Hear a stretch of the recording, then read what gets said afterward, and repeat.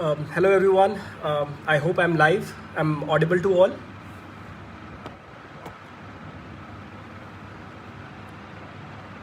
Am I audible to all?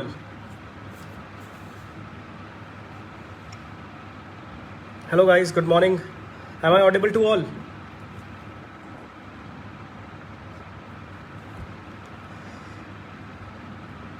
I think it's live. Yeah. So guys, first of all, I would like to thank Dr. Mudgil that he invited me on HerCon 2020 and to share my experience with you all guys.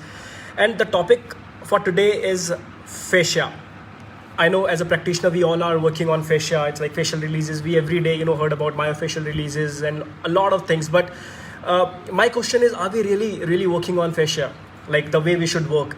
Because as a practitioner, and even a lot of researches are going on fascia. It's not about just releases. It's about their patterns, like how body responds to it, and if what happened if something wrongs to fascia. And when we talk about diagnosing it, and it's very tough because it's complicated when we have the understanding that whether it's a muscular pain or a facial pain or a joint pain kind of thing. So today's my topic is just give me a second. Today my topic is facial patterns and linkage. I think I have to keep it like this. Is it visible to you all? Okay, so it'll be more of the practical kind of session where I'll try my level best that you guys understand that just working on a one part will not work. Body as a unit, if we work, and as a practitioner, and if you want to treat a patient, it's always important to correlate things and get to know whether the problem, what is the major root cause of the problem. It doesn't mean that I have a problem in the shoulder and it's directly coming from the shoulder. It might be coming from somewhere else. That what we called it as a referred pain. And maybe the facial patterns and linkages tells us about a lot of things. So exactly what fascia is, let's talk about fascia first. So fascia is a thin casing of connective tissue that surrounds and holds every organ, blood vessels, bone, nerve fibers, muscles in place. The tissue does more than providing the internal structures. Fascia is highly innervated. That means it's almost as sensitive as skin. When it gets stressed, it's become tight. Although fascia looks like one sheet of tissues, but there are multiple layers in that, with liquid in between called hyaluronin. It designs to stretch when we move. So, but in certain cases, it becomes tight. And what exactly? How do you differentiate between a healthy fascia and a non-healthy fascia? So, healthy fascia is basically smooth, slippery. It's flexible, wavy, and any kind of trauma, or whether it's local or inflammation, the fascia loses its malleability. That means it starts restricting the range of motion. It starts, impacting your joint, your muscle flexibilities, reduces blood circulation to the area, and also it can be a major source of pain. That means you will see a lot of knots to the areas. That's what we call as a lock and shot mechanism in that. So let's discuss more about fascia. Let's go more deeper into that. That when we talk about fascia, it's not just a part, it's the entire pattern, its entire structure, how they are connected to each other, how fascia connects the muscles to each other. So basically, in muscular structure, it provides support to muscle fiber and maintains continuity between adjacent muscles so that every movement is smooth and seamless. So that's the the function, one of the function of fascia. I have made some notes on that, so that in add-on I should give whatever knowledge or whatever researches I have gone through with the fascia. So the distinct feature of the fascia is that it possesses strength because of the tightly packed collagen fibers in that. And one of the researches done by the researchers in Germany, they talked about whether the fascia is a passive structure or an active structure, or it's an organ or not. So the next slide, before I'll show you the next slide, the the area which I talked about, that it's highly innervated. It includes, it contains liquid in that which is hyaluron. How it looks like is like this. If you see this mesh pattern here, this liquid which you can see, watery area, and this is the collagen fibers. See how they are wrapped, they are entangled in between, and this makes it more stronger. This makes it more, gives the strong strength to the muscles. So this is the next one. Looks like a cotton candy. How, they're connected. This muscle is connected to this one through a fascial pattern. This is a mesh structure. Now let's go to the next slide. Is a fascia an organ or a passive structure? So technically it's not an organ. Now it's still debatable that whether fascia is only a passive structure that merely aids movement. So fascia may appear as passive structure, but in fact it's an active. They can provide support for surrounding tissues, helps reducing friction, and plays a supportive role for tissues and organ. I was reading a research on that. A university in Germany, a few researchers proposed, a fact that fascia could serve more active role than providing just an extra support to the muscle, which means the contractibility of the fascia cannot cause a joint movement, but could contract enough to provide a mechanosensory stimulation to the muscle. Are you getting it? Like if it contracts but it does not cause any kind of joint movement, it's not that capable of that, but capable of providing the mechanosensory stimulation to the muscles. Now when we talk about fascia, we talk about myofascial releases. We talk about there are multiple ways to release it. People are using IASTM tools, they're using cupping therapies, they're using these other tools of foam rolling, ball releases, multiple things that can relax or release the fascia.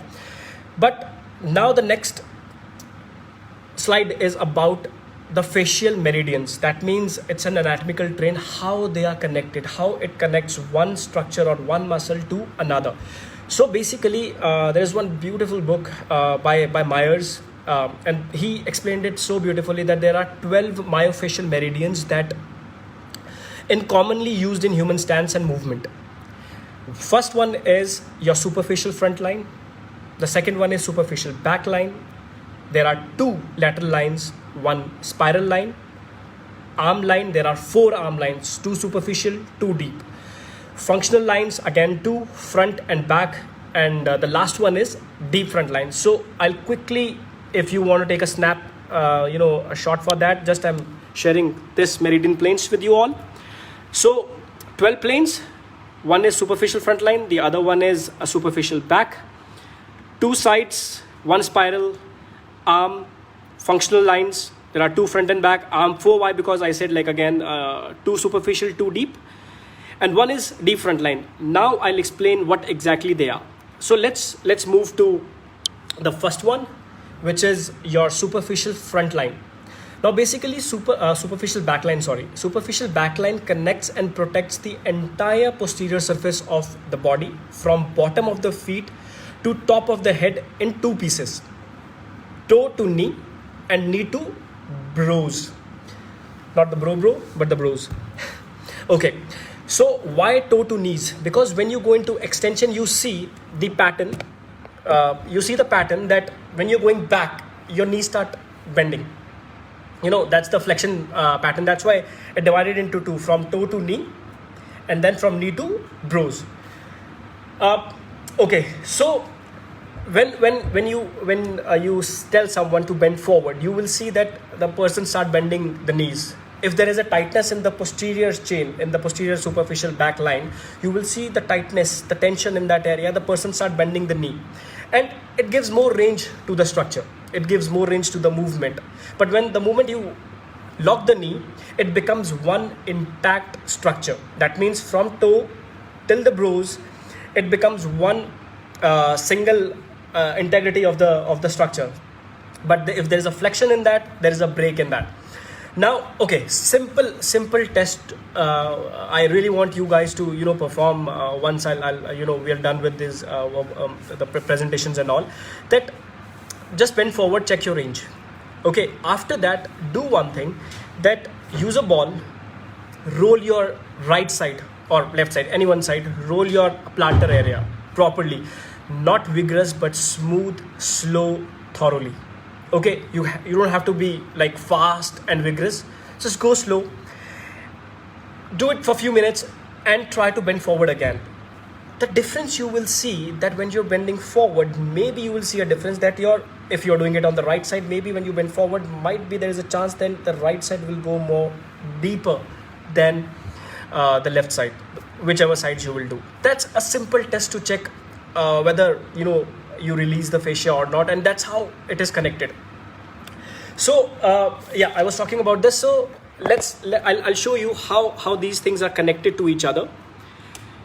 So if you see this image here, this is our posterior or superficial back line, where you will see it starts from the plantar area here. There are like 1 to 3 numbers. I'll explain you what exactly it is. So it goes up till the back, mid, and it's going up in the frontal bone here. And the side view, if you see, it comes till bro. That's what I explained. Now, what exactly one here indicates? One here indicates is your plantar surface of toe. That's how it starts from. And then second, it goes to the plantar fascia and short toes. Then it goes calcaneum, then gastrocnemius, then it goes to the femoral, the femur areas, then hamstring muscle, then ischial tuberosity, then it goes to sacrotuberous ligament, goes to sacrum, and then here it is a sacro-lumbar fascia or rectus spinae, basically, if you see, and then occipital ridge, and 12 is here. That means it's your epicranium fascia, and the front here is a frontal bone or supraorbital ridge. This entire chain, this entire pat becomes one meridian plane. That means that's how it is connected. So imagine, guys, that even a small issue here, and there's one research on that even an ankle pain or the heel pain can cause headaches to the patient. So it's always better to understand the concept. Whenever you are treating a patient, just don't focus on one part of it. Always check the entire meridian plane. Check where the problem is coming from. See the restrictions where it is. Release the restrictions. See the difference. Maybe a simple ankle release or a plantar release can affect the person who's suffering from chronic headaches. Maybe the problem is not around the neck. Maybe it's not a cervicogenic headaches. Maybe it's the problem in the foot mobility, or there is a problem with the tight plantar fascia, or maybe the hamstrings are tight. So that's how it is connected. But this is you guys, this is we, it's our job, that we have to see where the problems are. That's what make us different, and that's and we are basically doing ethical practice to practice, and obviously good to our patients.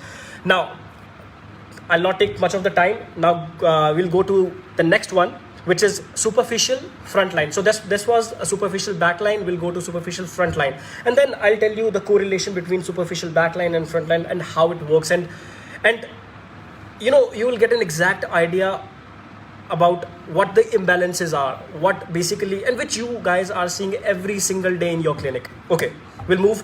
Okay, before we move to that, how the muscles are connected, I'll show you. So that's how it is. So from here, if you see the plantar fascia, it's single unit which is going up till your epicranium fascia. If you see the skeleton here, that's how it is connected. So it is all connected to one or the other way. So anything can cause anything. So it's our job to assess and treat the properly. Now the next one is a superficial front line. It's better. Sorry, I think I skipped something. Yeah.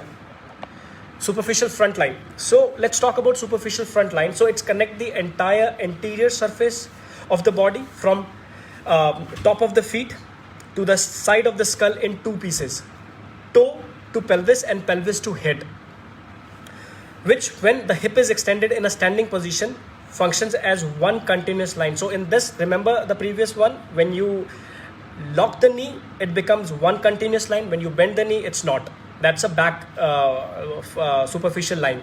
The front superficial line, when you stand straight, that means when the hip is extended, then it makes the continuous line of an integrated myofascial.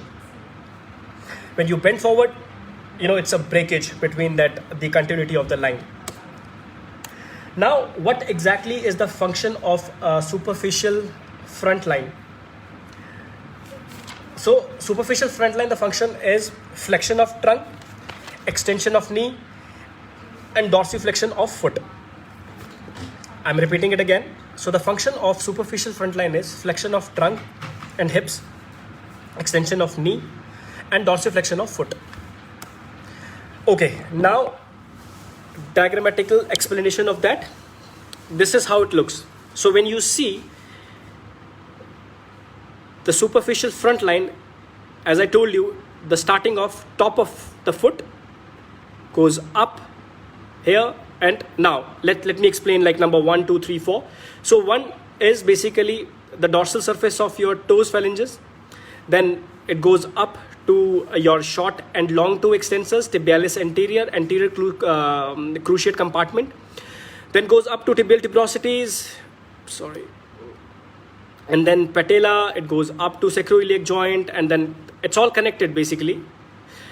The 9 represents the rectus abdominis muscle, then it goes up till your the sternalis, then the sternocleidomastoid muscle here, and the scalp fascia. That is the entire front chain we are talking about here. It's a superficial front chain. That was the back front chain. Now, so these are the muscles you are connected. Like if someone says I have problem in bending, I have problem in extending, now you see the function of these back chains, the front superficial chains, and which all muscles are connected. It's not just the muscle they are connected with, it's the bony areas also. So there are 2 landmarks here. One is bony stations where they are connected, the other is myofascial tracts. So you have to consider both of them where they are connected, then check the assessment. So basically this topic is a huge topic. I'll give you a brief intro of what exactly these things are, and maybe some other day we'll talk about the assessments and how to train fascia, what are the right ways to do it, what are the patterns for fascia, and how to stretch fascia, how to strengthen fascia. That is maybe for some other day, but just get the idea of exactly how it works. So when you are let's say if my sternocleidomastoids are tight, then I have to see the entire chain. Maybe there is a problem with the the pubic tubercle or my foot, my ankle, maybe the patella, the subpatellar tendons and everything. So it's all about the assessment part now. Now when we move forward, now what exactly your superficial back line and superficial front line does. So if I will show you, it's exactly looks like this. If you see this image, it shows that this is a superficial front line, this is a superficial back line. So basically it is somehow creating the balance between the front and the back, so it makes the posture erect. Let's say it's like a stick which keeps it straight. Okay, so there's a balance between your front and back, but in our clinical practice, if we see, it's never like that. People will not come to us like this. People always come to us like this. What exactly it means? That means that when one side of the posture, just compare the three images now. One side of the posture, if let's say is chronically short, and you can see this side is obviously chronically short, either muscularly or facially, that will create a locked short mechanism here. On the other side, the structures will stretch, and that part is called as locked long. Okay, so and obviously when we are treating it, it's not the only one part which is in trouble because it's tight. The other part is also because it's always in stress. So the problem can be on either side. Either it can be on the back side or it can be on the front side. Again and again I'm repeating it. It's our job to see which what is the basic, what is the cause of that, and which structures are tight and which structures we need to strengthen, which structures we need to release. Okay, let's move to the next line, which is called as a lateral line of the body. So we already discussed about the front superficial, the back superficial, which cause, you know, extensions and hyperextensions. Back superficial, front causes the flexion, and now the lateral, obviously, you know, common sense, it caused lateral side bending. So there are three major functions of your lateral line. So one is that it causes the lateral trunk flexion. The second, it causes the abduction of hip. And the third, it causes eversion of the foot. Now, guys, imagine one thing, like everything is connected to feet. Everything is connected to feet. See, in my clinical practice, I personally believe that like whatever problem the person is coming from, whether it's neck, whether it's back, whether it's shoulder, you know, one should check ankle and foot. If it's tight, and because see, these are the researches which is telling us that everything starts from the ankle, whether it's a plantar area, whether it's a dorsal area. So that area is very, very important. And the first thing you strike dynamically is your foot. If you're not working around the foot and ankle, you will see a lot of imbalances going up, because it's not, we as a human, we are bipedal. You know, the forces are coming from down to up, not, you know, up to down, until or unless we're not lifting anything or something. But the most important part here is that if there is a blockage down there, how can you expect a body to be, to work properly or to be in a right mechanics? So it's always better to start from, you know, zero level, from a ground level, and then go up slowly and see where you need to work more, where you need to work less, or what you need to correct properly. Okay, let's move forward. So yes, as I was talking about the lateral lines, so side flexion, hip abduction, dorsiflexion, eversion of the foot, sorry. So how it looks like. Now, this is the lateral line basically. Now, if you see again, one starting from the foot. So never ever ignore foot. It's important. It's very important. So it's like starting from first and fifth metatarsal base, then goes up to the peroneal, peroneal muscles, then your fibular head, goes up to the anterior ligament of head of fibula, goes, you know, up higher on the iliotibial IT band here, then the abductors, tensor fascial latae, glute max, then it goes to ASIS and PSIS, if you see this, then, the obliques, lateral abdominal obliques, then goes ribs. So as I told you, there are two landmarks, never ignore that: bony stations and myofascial tracts. So when you go up forward, then there are like first and second ribs, then you go up to the splenius capitis, sternocleidomastoid muscle here, occipital ridge, and mastoid process. So that's how it can connect, and anything can cause problem anywhere. Even a simple problem here can cause an issue around the neck and shoulder. So as I was talking about the lateral chain, so this is how it looks on a cadaver. If you see this muscle, so it starts from here down below, goes the peroneus longus, brevis, lateral compartment here, IT band, goes up to the external obliques, then ribs, intercostal areas, then splenius capitis, scalene's muscle, sternocleidomastoid muscle. This is all connected. So it's not just one part. If someone is coming for the neck problem, just don't work on SCMs or suboccipital area or your scalenes or splenius or first rib. Just go throughout the ribs. Maybe there is a problem with the ribs also. Maybe the expansion of the rib is less. Maybe there is a problem with the gluteus medius muscle. Maybe there is a knot over there. Maybe the gluteus maximus is not working. That's why there is a lot of stiffness around the neck. So there are lot of problems, absolutely, Ritu, you are absolutely right, and that's why yoga is very, very important, very effective in these cases, because it works on the patterns. But one thing I'll tell you, that if there are restriction in the body, it needs an expert opinion or expert sessions for that, because if there are blockages, body compensates a lot. If you will not do the right yoga, body starts compensating to the other side. That's, I told you, one or two. If the one side is tight, it start pulling the other side, and body start taking the mind start taking the body to that other side. So it's always important to start from the base, start from stability, then go for mobility, then go for functionals, then go for further sports specific if they want. Don't directly start from the mobility exercises or the complex exercises. Get the control first and then work with the complex movements. It's always important. Okay, next is spiral lines. Spiral lines, very, very important. It's basically the cross lines here. It starts from it ends to one side, so it starts from one point and goes back to the same point. So it's like that. So it's the spiral chain in the body. So what exactly spiral lines? So let me explain.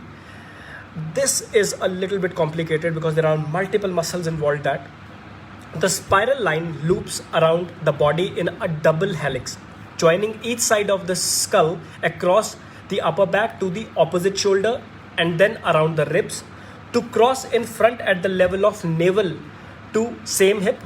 From the hip, spiral line passes like a jump rope along the anterior lateral thigh and shin to a medial longitudinal arch, passing under the foot and running up the back and outside of the leg to ischium and into erector myofascia to end very close to where it started on the skull. See, I told you it's complicated. So it's like the entire pattern going down and making a circle. Maybe the diagrammatic explanation will help you guys. So I'll show you how exactly a spiral line works, and this is basically covers almost the entire body. So if you see these three areas, see this. So here one, it's going down from here, then taking front, it's going all the way back, then curling here. If you see the dotted lines, if you see these dotted lines here, it's curling now. It's curling and going up from here and up till very close to the point where it started. I hope this explains it well. So if you tell that and the landmarks are not light, like for a physios, it's not something which is new. You already know about the navel areas, the ASIS areas, the area it started from. Basically this one is started from the mastoid process or the atlas or axis of that. Then it goes to the cervices, splenius capitis muscle, rhomboid area, covers the oblique areas, then tensor facial lati, it covers then peroneus longus, biceps femoris areas, then sacrotuberous ligament, if you see, to this area, and then goes down.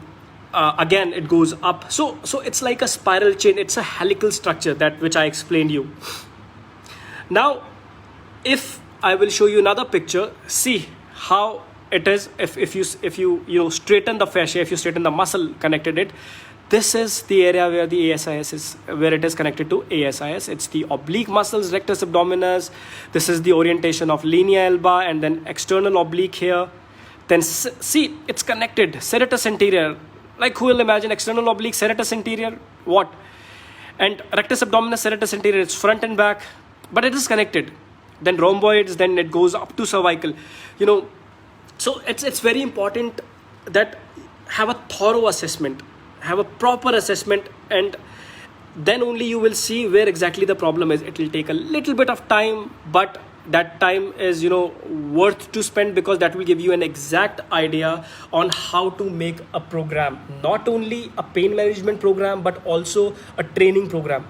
As a specialist in sports training, trust me, the only thing works for sportsmen and people who are working. They always talk about the functional movements. If you will not train the muscle accordingly, then it will be very tough for them to understand that. For brain also, like if the problem is chronic and I'm just training glutes, it's not a functional pattern. Training the glutes will not help you, but connecting glutes with your transverse abdominis, with your other muscles, like the pattern, it always helps. Trust me, guys. And I have seen in many of the practice that when we are training the muscle, it's always random. Sometimes we pick obliques, sometimes we pick abdominal, sometimes we pick glutes, then sometimes calf, and So there is no rhythm in that. This will give you an exact idea to which areas we need to work and what is the sync of that.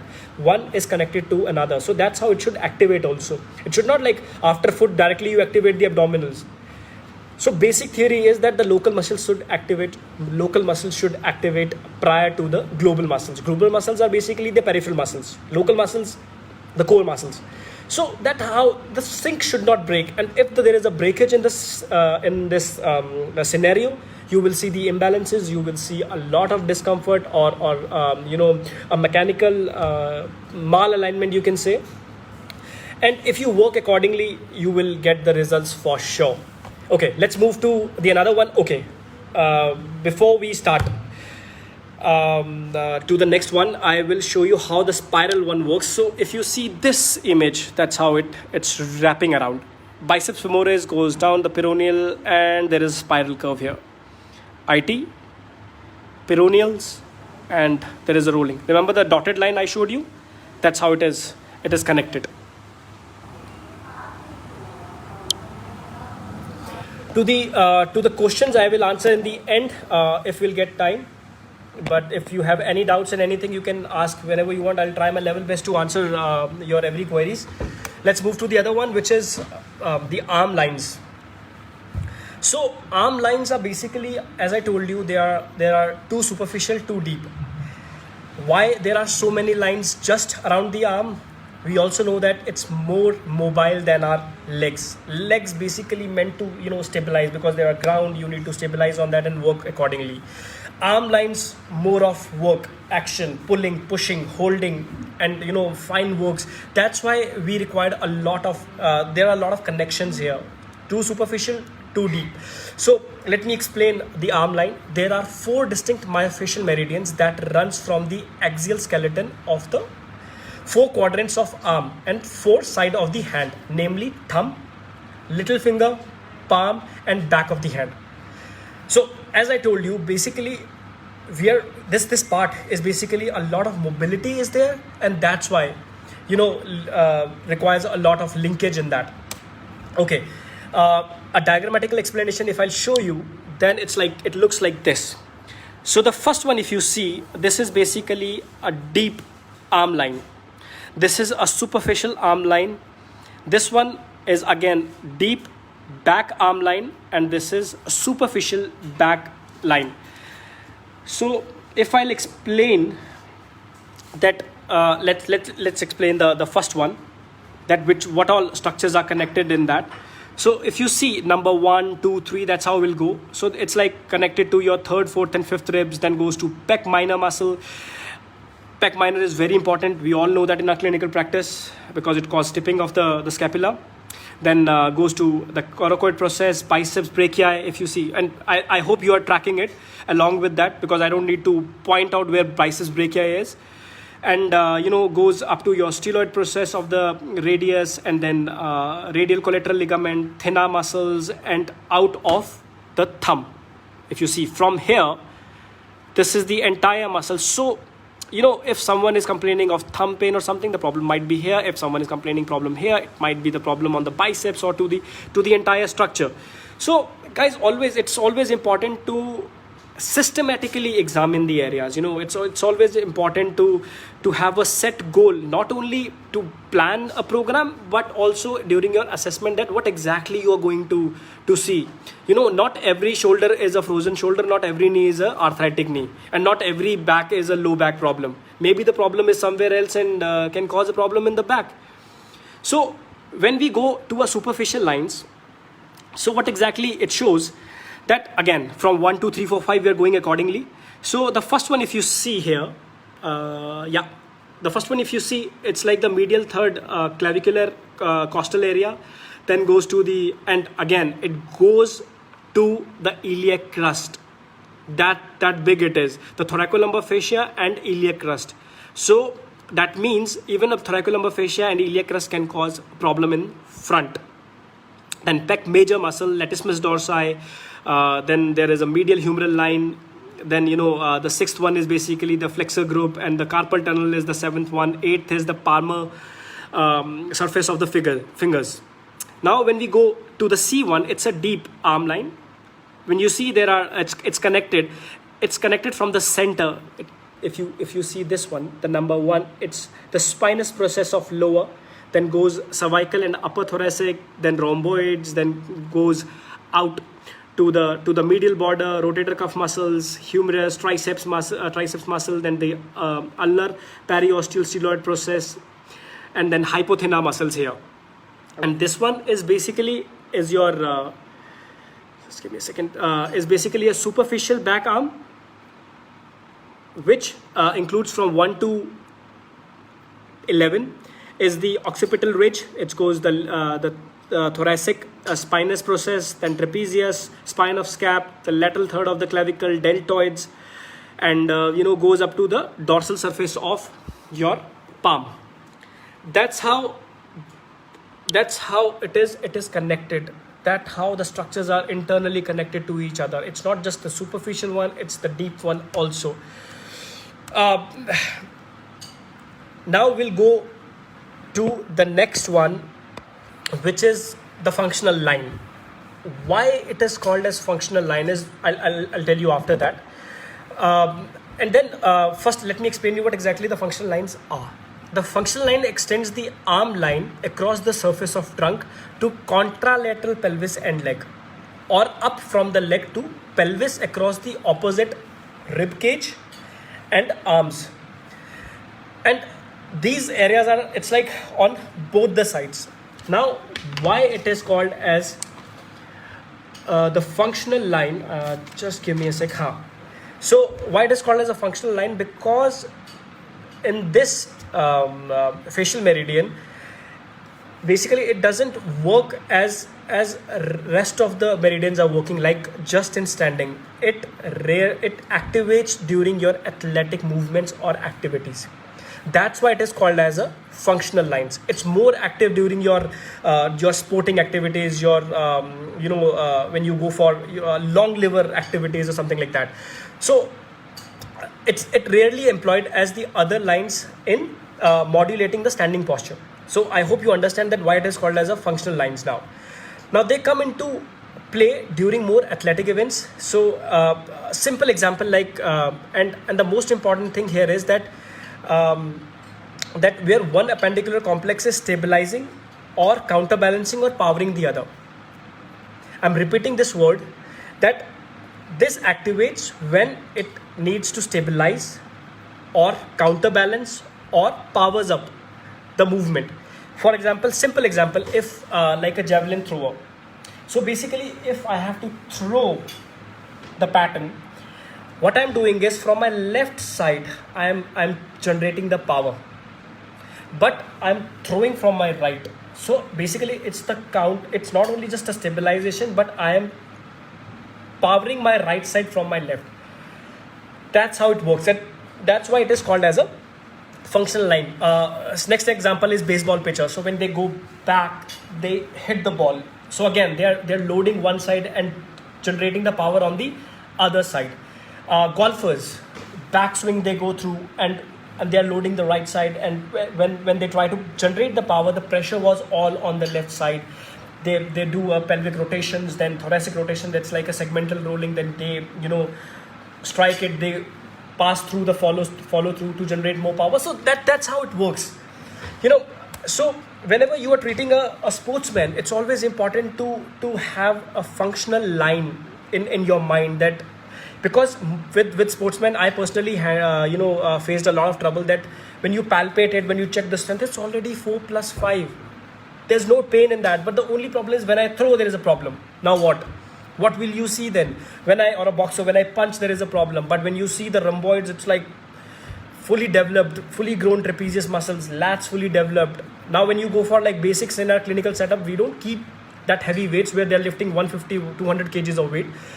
Now what? Now there is the part where you check the meridians. You don't just go through the shoulder, just go through the entire line. Maybe the problem is in the ankle again. Maybe the problem is with the pelvic rotation. Maybe the person is not able to rotate the pelvis properly to generate more power. Maybe the shifting or the transition time is delayed. Maybe the person is taking all the load on the right side only to generate more power. Then the body is more unstable. How will you generate power until or unless you don't have a fixed anchor on the other side? So when we go through these kind of things, then we open up our mind more. Then it might not be the shoulder, it might be something else which is causing the problem, which is because of that might be there is a chance that shoulder is compensating, and the shoulder muscles are more hyperactive. We need to calm down the areas and let's activate something which is maybe down below, which is not right. And then with that you will see the right activation of the muscle which is not active will automatically correct the other areas. It's like a ripple effect, both positive way and negative way. Like if there is a problem in my ankle or in my knee, it starts impacting the other areas also. We know that. In a good sense, if we start fixing the knee, you will see the entire pattern will slowly and steadily start becoming better. Body knows how to heal itself. We don't heal people, we just give a path. We just give a path to where the person has to walk, or the patient has to walk, and patient has to walk. Remember, always we are making patients independent, not a physio dependent. With these things, it will help you guide patients that okay, we need to work on that. After that, you take the program, learn accordingly, train with me, and then you practice by yourself. That's how it works. Okay. Now, as I told you, in functional line, there are two things. One is back functional line, the other is front functional line. First, we'll talk about the back functional line. Let me, the explanation here. If you see the blue line here, it's going down from here, glutes, and going back. So what exactly it is? So if we start from here, it's from the top here. That means the first one is the shaft of humerus. It goes to lats, it goes to thoracolumbar fascia, then sacral fascia, then passing through sacrum, and then gluteus maximus muscle here. And see, if the gluteus maximus is not firing properly, you might see a lot of compensation around the shoulder. That means if he throws, might be it will be a raw power. The compensation will be more around the thoracic, and the jerk will go to the neck. So in this case, the chances of injuries to the person on the shoulder and neck is very high. Then we talk about vastus mid lateralis muscle, then patella because it's going forward, and subpatellar tendon, and the tuberosity of tibia. So anything can cause. So whenever you are treating a person, especially when someone is saying, I don't have any issue with normal activities, but it's more of when I throw something, when I lift something kind of stuff, go through the patterns. Just check the muscles, check the bony areas. If there is a restriction, come on, you need to fix it. Okay, this is front functional line. Now what exactly, if you see, it's now from here, from front. Now the first one, we again start from the top. The shaft of humerus, it goes lower the edge of the pectoralis major muscle, then goes fifth, sixth rib, then goes to the lateral sheath of rectus abdominis muscle, then your pelvic, this pubic tubercle here, symphysis, adductor longus muscle, linea aspera of femur. That makes the front functional chain. And if you see, as I told you, it rarely activates when you are in standing posture. It activates more when you are doing some kind of athletic or sport work. Okay, let's move to the last one, which is the deep front line. Basically, in short, if I'll talk about a deep front line, it's not just about that, but in short, if I'll talk about it comprises of body's myofascial core. It's the deepest part of the body.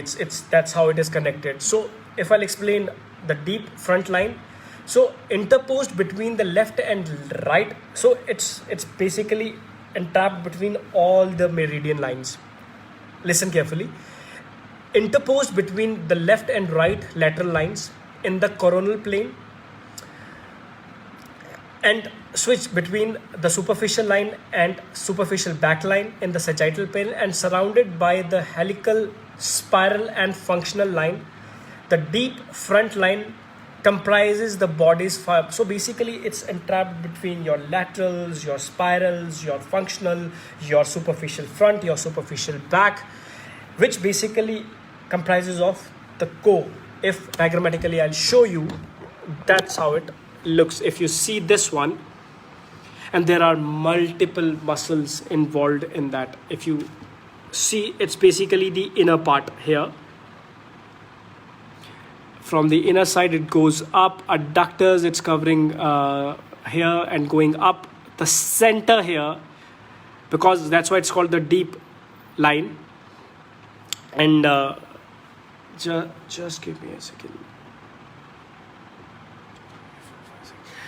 So if I'll talk about the muscles here, you will see 1, 2, 3, 4, 5 from here. If you see down below, again I'm saying, guys, whenever you're treating a patient, just always check the ankle and foot.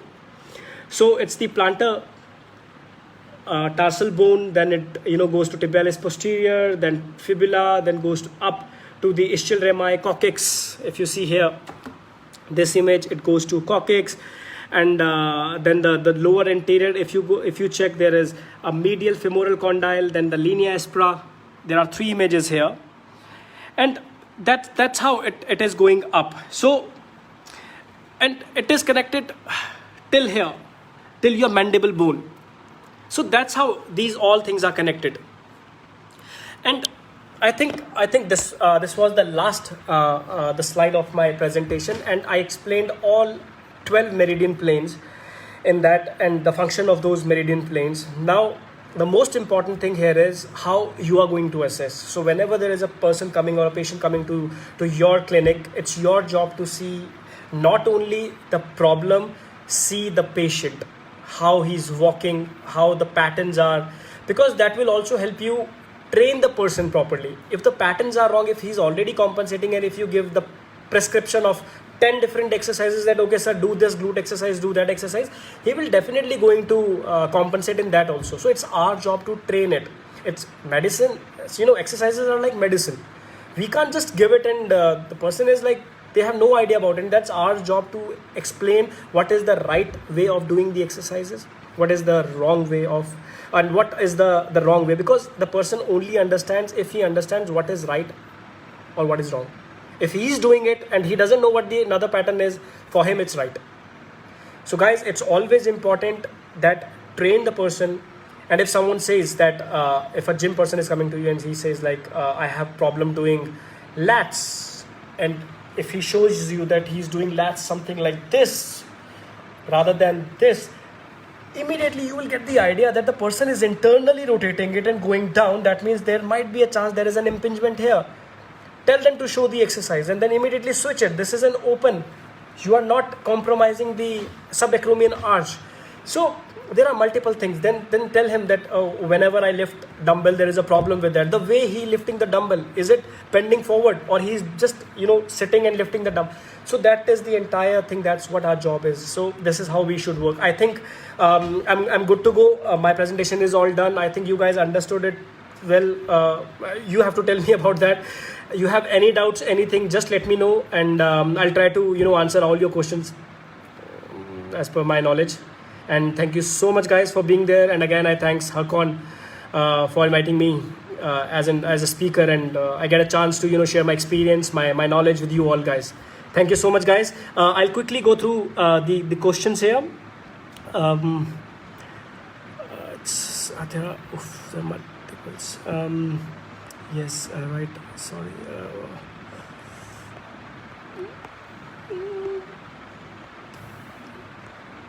Sorry, still there is no question. That is the reason why we start with small exercises. Yes, very true. Great. Exactly.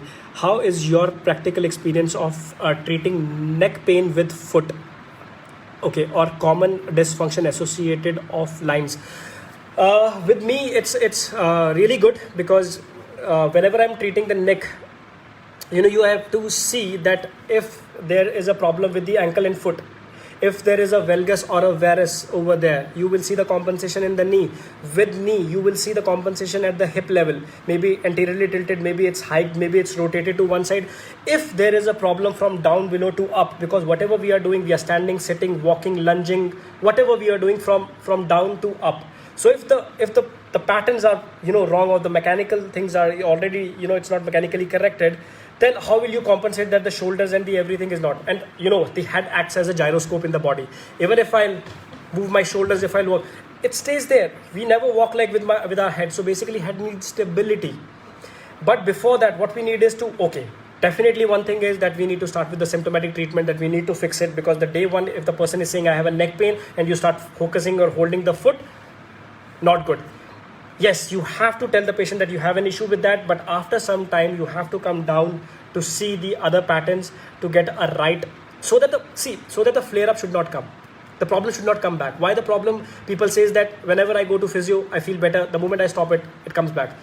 Did we check the patterns? Did we corrected the patterns? If it's not, then it will come back again for sure, because the patterns are same. The person is doing the same old wrong techniques which will hurt the shoulder. Okay, let's quickly go to the other one.